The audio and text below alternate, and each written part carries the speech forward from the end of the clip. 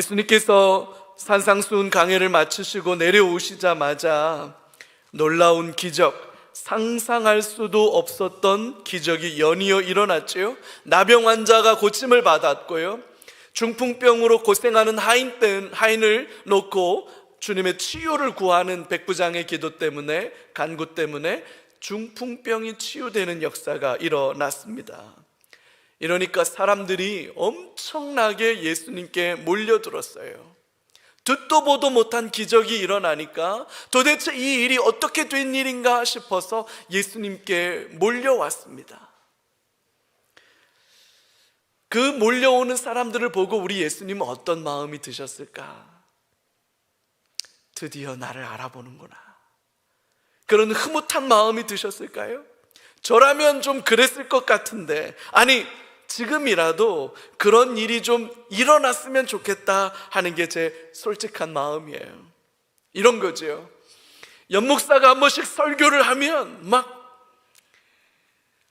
난리가 나는 거예요. 이야, 원천동에 이런 선한 것이 날 수가 있겠느냐 이래가지고 사람들이 막 그 말씀, 은혜의 말씀을 기대하면서 막 원근각처에서 우르르 몰려오는 거지요. 그런 일이 일어나면 얼마나 좋을까요, 주여?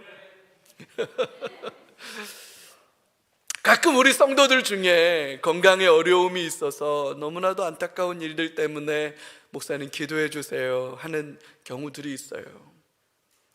그럴 때마다 제가 기도하는데, 이런 은혜가 임하면 좀 어떨까요? 목사님 좀 기도해 주세요. 그래서 제가 손을 얹고 기도하면 막 그 자리에서 낫는 거야. 할렐루야. 막 문제가 있어서, 어려움이 있어서 기도 부탁하면 막 그 자리에서 문제가 막 척척 해결되는 거야. 막 이러면 어떨까요? 그러면 막 사람들이 몰려올 텐데.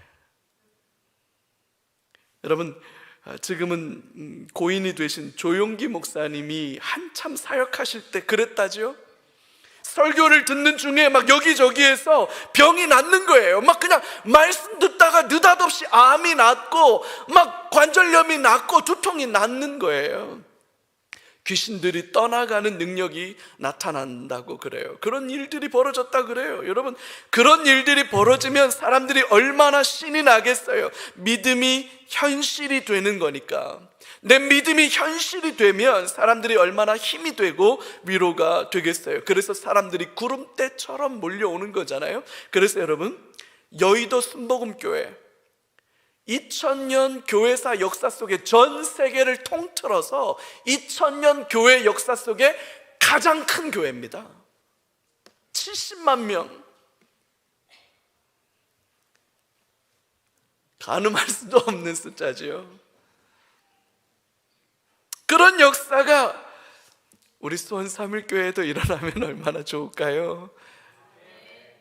저만 좋겠죠?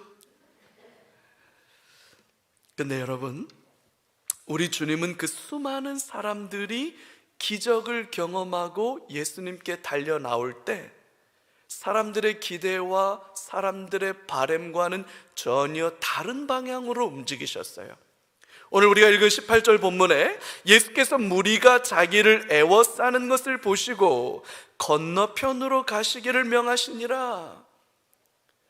그 놀라운 기적 때문에 사람들이 막 몰려드는데 그 사람들을 보고 예수님은 건너편으로 가기를 명하셨다, 이렇게 돼 있어요. 주님은 몰려드는 사람들을 피하신 겁니다. 왜 사람들을 피하신 걸까요? MBTI가 I라서? 내향적인 사람이라서?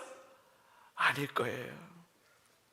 여기서 말하는 건너편은 광야지대예요. 사람들이 많지 않은 한적한 곳입니다. 그곳으로 가시겠다고 하는 것은 쉼을 위한 선택이기도 했지만 사람들을 피하고 있다고 그렇게 봐야 할 거예요.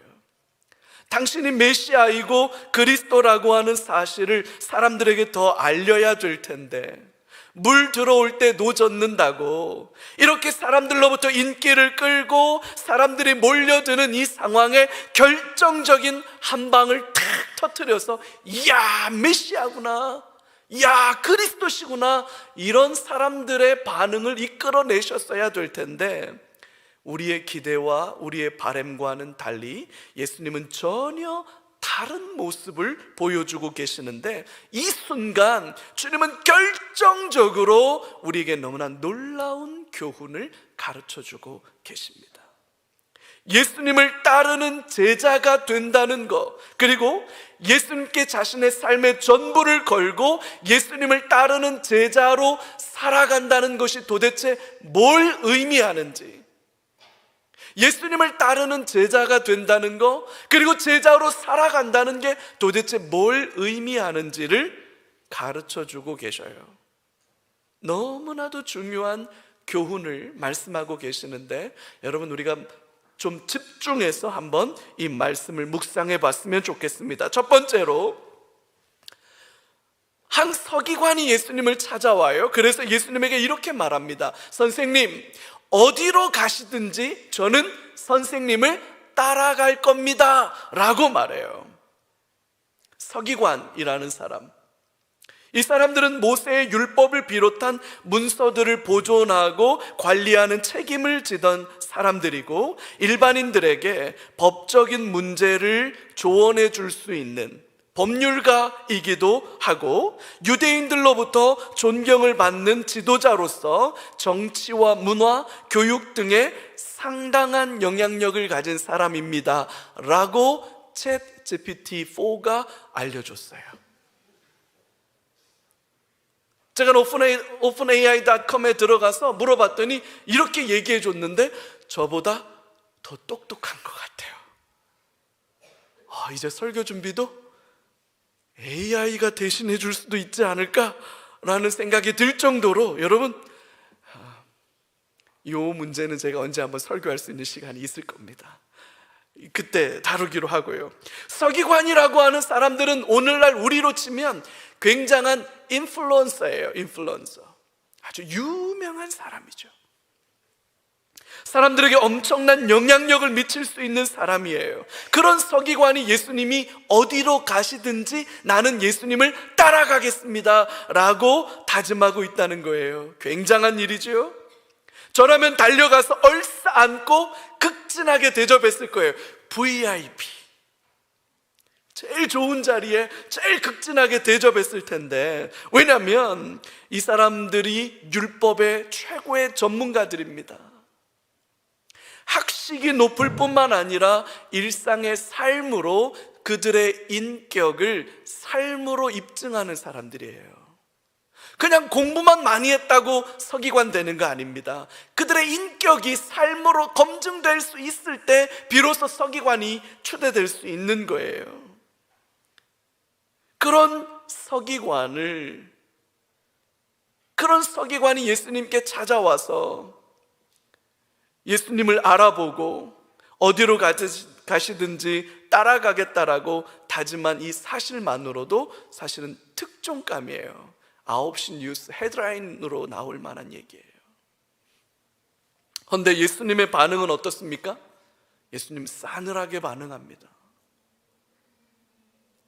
20절에 예수께서 이르시되 여우도 굴이 있고 공중의 새도 거처가 있으되 인자는 머리둘 곳이 없다.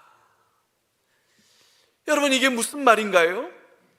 서기관이 예수님을 따르겠다고 찾아왔는데, 그러면 잘해보자고, 이야 환영한다고, 어떻게 서기관이 나를 알아보고 나를 선생님으로 따르겠다고 말해주니 너무 고맙다, 너 너무 귀하다, 이렇게 격려해 주어도 시원치 않을 판에 재뿌리는 말씀을 하시는 거예요. 여우도 굴이 있고 공중의 새도 거처가 있지만 나는 머리둘 곳이 없다. 머리둘 곳이 없다는 말은 머리를 기대어 쉴 곳이 없다. 베개 베고 누워서 편안하게 안식할 만한 곳이 없다, 이런 의미로 말씀하신 거거든요. 여러분, 이게 무슨 말일까요? 예수님은 가버나움에 집이 있습니다. 이 말은 과장된 표현이에요. 예수님은 집이 있어요. 나사렛에서 사시다가 가버나움으로 이사하셨고 그 가버나움엔 당신의 집이 있는데 나는 머리둘 곳이 없다라고 말씀하시는 이 말씀, 이거 무슨 뜻으로 하신 말씀일까? 예수님이 이 말씀을 하시자 서기관이 빈정이 상했을 것 같아요. 마음이 상했을 것 같아요. 그래서 여러분, 이 서기관 결국 예수님을 따르게 되었을까요? 아니면 돌아갔을까요? 저는 50% 확률일 때만 여쭤봅니다. 여러분, 어떨 것 같아요? 따라갔다? 아니다, 안 따라갔을 것 같다. 어떻게 생각하세요? 따라갔다? 떠나갔어? 뉘앙스로 보면, 이 전체 본문의 뉘앙스로 보면 그냥 돌아간 것으로 보는 게 맞을 겁니다. 왜 이런 일이 생길 걸까요? 왜 이런 일이 생긴 걸까? 두 가지를 생각해 볼 수 있어요. 첫 번째는 예수님을 누구라고 생각하느냐라고 하는 거예요. 서기관은 예수님을 향해서 뭐라고 부릅니까? 선생님 이렇게 불러요. 랍비라는 말로 불렀을 거예요. 랍비. 그는 존경의 마음을 담아서 고백했을 거예요. 하지만 여러분, 우리가 잘 아는 것처럼 우리 지난주에 봤죠? 로마 백부장이 예수님께 와서 예수님을 뭐라고 불렀습니까? 주여, 큐리에라고 불렀어요. 이방인 군인도 예수님을 주로 고백하는데 정작 구약 율법의 최고 전문가인 서기관은 예수님을 뭐라고 부르고 있습니까? 선생님이라고 부르고 있습니다. 여러분, 여기에 근본적인 문제가 있는 거예요. 예수님을 누구라고 생각하느냐? 여러분, 세상 사람들에게 물어봐요. 당신은 예수님을 누구라고 생각합니까? 라고 물어보면 사람들이 이렇게 말해요. 예수님 훌륭한 분이지요. 인류의 스승이시지요. 4대 성인 중에 한 사람 아닙니까? 예수님은 사랑이시지요. 예수님은 능력이십니다. 대단한 분이십니다. 라고 그렇게 말할 거예요. 여러분, 이런 수식어들은 아무 쓸모가 없습니다. 예수님이 훌륭한 분입니다. 4대 성인입니다. 인간성의 본체이신 분입니다. 그런 칭찬과 격려가 예수님께는 아무 쓸모가 없는 말이에요, 여러분. 예수님은 내 삶의 주인이십니다. 내 삶의 유일한 소망이십니다. 죄와 사망의 저주에서 나를 구원할 유일한 구주십니다. 유일한 하나님이십니다. 라고 고백하는 것만이 의미가 있고 가치가 있는 거예요, 여러분. 두 번째로는 예수님을 따르고자 하는 목적. 왜 예수님을 따르려고 하느냐라고 하는 그 동기의 문제겠죠. 예수님은 여우와 공중의 새들도 나름의 거처를 가지고 있지만 당신은 아무것도 없다, 머리 둘 곳이 없다, 그렇게 말씀하셨어요. 조금은 과장되게 말씀하신 거예요. 왜냐하면 서기관의 마음의 동기가 무엇인지를 꿰뚫어 보시고 하시는 말씀이라고 이해할 수 있을 겁니다. 서기관은 예수님을 따르는 동안 예수님을 따르는 것에 대한 보상과 대가가 있기를 바랬던 것 같아요.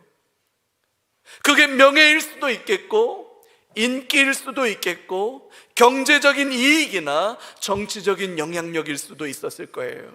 서기관은 뭔가 바라는 것이 있어서 예수님을 따라가겠다라고 말했던 것 같아요. 기적이 일어나니까요.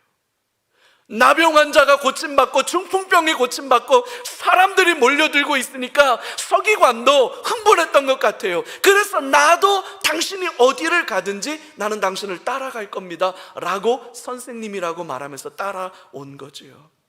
여러분, 예수님을 믿고 예수님을 따르겠다고 결단하고 다짐한 저와 여러분들의 동기와 목적은 무엇입니까? 왜 예수님을 따르는 자로, 왜 예수님을 믿는 자로 살아가겠다고 다짐하고 결단한 겁니까? 여러분, 주님이 나를 위해서 무언가를 해주기를 바라고 신앙생활하는 사람들이 있습니다.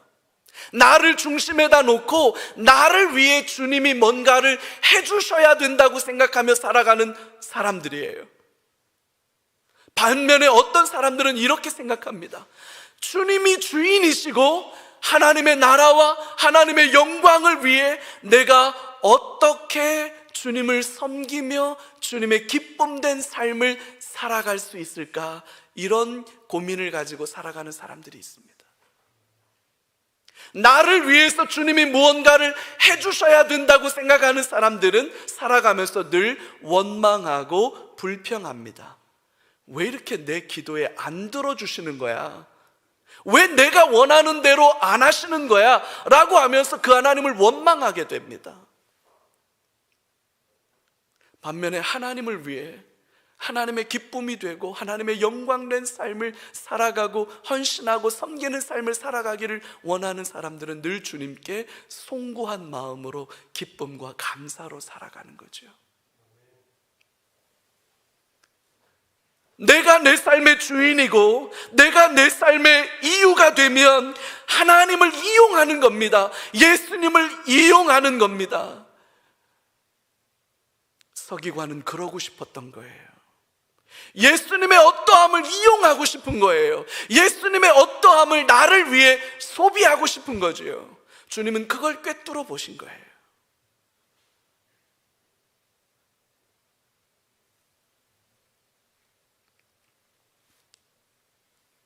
여러분, 저와 여러분들은 어느 쪽에 가까운 삶을 살아가시는 사람입니까? 내 삶의 주인이 나여서 나를 중심에다 놓고 내가 원하고 내가 바라고 내가 소망하는 것들을 하나님이 어떻게 이루어 주시느냐를 보면서 그것을 생각하고 살아가는 사람입니까? 아니면 하나님의 나라와 하나님의 영광, 예수 그리스도와 내 삶의 주인 되셔서 그분께 내 삶이 어떻게 의미 있을지, 가치 있을지, 그분을 어떻게 섬겨드릴 수 있을지에 대한 마음을 가지고 그분을 주인 삼고 살아가고 있습니까? 여러분, 우리 이거 점검해 보아야 합니다. 서기관은 그 일에서 실패했습니다. 결국 예수님을 따르는 자로 살아가지 못합니다. 두 번째로, 이번에는 한 제자 중 한 사람이 예수님을 찾아왔어요. 21절입니다. 제자 중 또 한 사람이 이르되 내가 먼저 가서 내 아버지를 장사하게 허락하옵소서. 주여, 먼저 아버지를 장사하게 허락해 주옵소서. 여기서 제자는 예수님을 주님이라고 부르고 있다는 거예요. 놀랍죠? 예수님께서 나를 따라오라 그렇게 불러준 사람인 것으로 보이고 이미 예수님을 따르기로 결단한 사람인 것으로 보여요. 근데 이 제자가 예수님께 이런 부탁을 합니다. 나로 먼저 가서 아버지의 장례를 치르도록 허락해 주십시오 라고 말해요. 효자지요. 도리를 아는 사람이지 않아요? 이거는 십계명 제5계명인 부모 공경의 핵심 조항이에요. 매우 마땅한 부탁을 드린 거예요, 예수님께. 근데 예수님이 그 제자의 말에 뭐라고 대답하느냐? 죽은 자들이 그들의 죽은 자들을 장사하게 하고 너는 나를 따르라, 이렇게 말씀하셔요. 죽은 자들이 죽은 자들을 장사하게 하고 너는 나를 따라와라. 다소 어렵기도 하고 조금은 당황스럽기도 한 말씀이죠. 여기서 죽은 자들이라는 말은 영적인 의미로 예수님을 따르는 것과는 아무런 관련이 없는 자들을 가리키는 것으로 해석하는 게 맞을 겁니다. 그렇다면 영적으로 예수님을 따르는 것과 아무런 관련이 없는 자들은 인륜을 따라 구약 율법의 관습에 따라 부모의 장례를 치르도록 놔두고 이미 예수님의 부르심을 받았고 그 부르심을 받아서 예수님을 따르기로 작정한 너, 제자지요. 적정한 너는 우선순위를 분명하게 하고 나를 따라오는 삶을 살아라, 이렇게 명령하는 것으로 해석할 수 있을 겁니다. 여러분, 죽은 자들로 죽은 자들을 장사하게 두고 너는 이미 나를 따르겠다고 결단했고 내가 너를 불렀지 않느냐? 그러면 너의 우선순위는 나에게 있어야 하는 거 아니야? 그러니까 아버지 얘기하지 말고 나를 따라와라 라고 말씀하신 거예요. 자, 여러분, 두 번째 퀴즈 나갑니다. 이 사람은 예수님을 따랐을까요? 아니면 아버지 장례 치르기 위해서 예수님을 떠났을까요?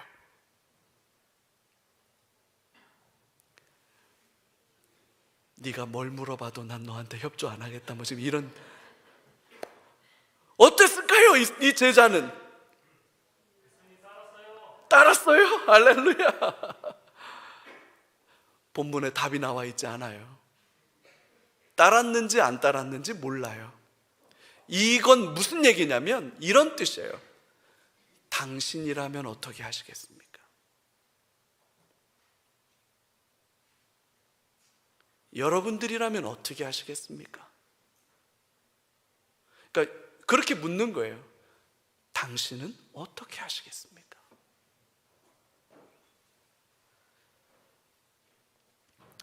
예수님의 제자로 살아가는 삶은 생각보다 만만치 않은 일일 수도 있어요.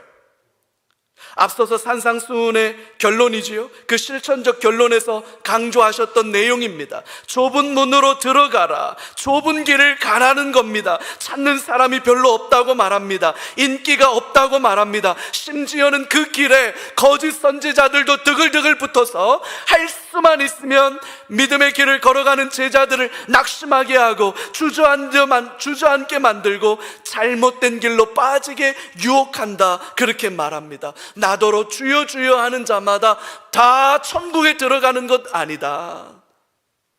아버지의 뜻대로 행하는 자라야 들어가리라, 그렇게 말씀하셨습니다. 예수 안에 구원이 있습니까? 아멘. 여러분, 예수님만이 정말 답이에요?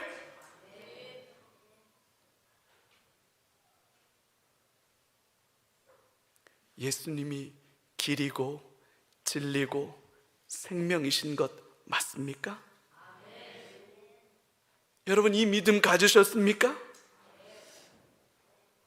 예수님이 누구인지 바르게 고백할 수 있는 자, 예수님에 대한 칭찬, 예수님에 대한 호의, 예수님에 대한 평가, 여러분, 그게 중요한 거 아니에요. 예수님만이 내 삶의 구원자이십니다. 아무런 대안이 없습니다. 다른 길이 없습니다. 예수님만이 내 삶의 주인이십니다 라고 고백하는 사람들만 예수님을 따를 수 있는 겁니다. 아버지 장례가, 여러분, 아버지 장례보다 중요한 게 뭐가 있겠어요? 아무리 우리가 인륜을 저버리고 살고 막 살아도요, 아버지 장례는 챙겨야 되는 거 아니에요? 그게 사람 아닙니까? 근데 주님은 뭐라 그래요? 죽은 자들 장사하게 두고 너는 나를 따라와라. 네 삶의 우선순위가 뭐냐는 거예요. 너에게 있어서 중요한 게 뭐냐는 거예요. 여러분, 아버지 장례보다 중요한 게 뭐가 있어요? 근데 예수님은 그렇게 말씀하시는 거예요. 그것보다 내가 더 중요한 우선순위가 되기를 원한다. 여러분, 제자들에게 이걸 요구하는 거예요. 여러분, 그럴 수 있는 저와 여러분들 되시기를 주의 이름으로 축복해요. 예수에게 생명이 있고 예수에게만 구원이 있습니다. 이 예수님을 바르게 믿고 바르게 알고 바르게 고백하고 그 예수님께 삶의 우선순위를 두고 살아가는 저와 여러분들 되시기를 주님의 이름으로 축복해요. 여러분, 기적이 일어나서 따라 나온 사람들은 다 실패하는 겁니다. 사람들에게 인기와 엄청난 일들이 일어나서 물려드는 그 군중 심리에 휩싸이는 사람들은 예수님을 따를 수 없는 겁니다. 예수님을 따르는 건 어쩌면 어려운 일이에요. 그 예수님을 따라가는 저와 여러분들 되시기를 주의 이름으로 축복해요. 이번 한 주간, 고난 주간을 보낼 때 주님 앞에 물을 수 있기를 바랍니다. 예수의 십자가가 나를 위한 겁니까? 정말로 나를 위한 겁니까? 여러분, 물어서 그 물음에 답을 얻을 수 있기를 주의 이름으로 축복합니다. 사람들이 우 하고 몰려가니까 나도 그들 가운데 같이 서서 우 몰려가면 여러분, 내 삶엔 구원 없는 거예요. 그 어떤 것보다도 내 삶에 예수가 전부라고 고백하는 사람들에게 예수는 소망이 될 줄로 믿습니다. 그래서 이번 한 주간 주님의 고난 속에, 주님의 십자가 속에 주님의 부활을 기다릴 수 있는 저와 여러분들 되시기를 축복하고, 그 부활의 주님과 함께 다음 주일날, 영광스러운 주일날, 부활 주일날 기쁨으로 나를 살리고 나를 회복하고 나를 치유한 그 주님을 노래할 수 있기를 주의 이름으로 축복합니다.